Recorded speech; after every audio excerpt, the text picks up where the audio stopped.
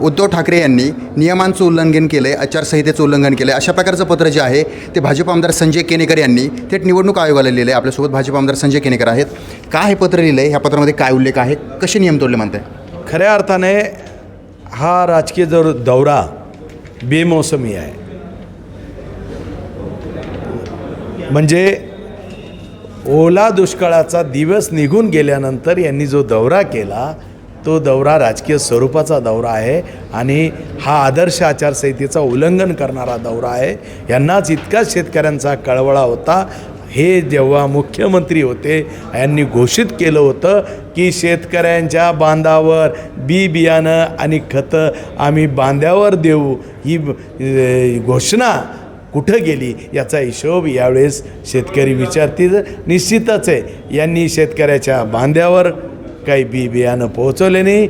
शेवटी यांच्या पक्षाला लोकांच्या खांद्यावर शेवटच्या टप्प्यात जावं लागलं तरी यांच्या बांध्यावर काही बियाणं आले नाही. आणि त्यामुळे हे पोकळ घोषणा करणारे आणि हे स्वतः काही करायचं नाही पण लोकांनी काही केलं तरी त्याच्या बाबत सातत्याने तक्रारी करणारी ही मंडळी आहे. आणि त्यामुळे बेमौसमी फिरणाऱ्या या दौऱ्याला काहीच महत्त्व नाही.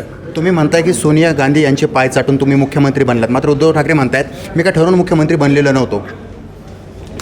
हे जर ठरवून मुख्यमंत्री बनले नसते, हे ठरवूनच चाललं ना. सोनिया गांधी ज्या हिंदू हृदय सम्राट माननीय बाळासाहेब ठाकरेंनी ज्यांची शेवटच्या श्वासापर्यंत प्रार्थना केली, त्यांच्या विचाराची त्यांची त्या लोकांची, काँग्रेसची आणि राष्ट्रवादीची, त्या लोकांच्या बरोबर पाय चाटून आणि शरद पवारच्या मांडीवर बसून सगळं मुख्यमंत्रीपद घालवलं ना.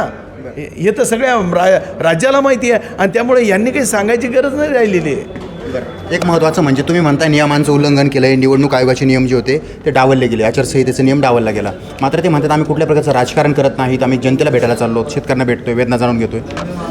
खरं तर पोस्टर लावणे, विविध स्लोगनाच्या माध्यमातून जनतेला आकर्षित करणे, जनतेकडे जाऊन जनतेला मतासाठी आकर्षित करणे या भूमिका आहे. त्यासाठी याला आचारसंहिता लागावी ही भूमिका आमची. बरं.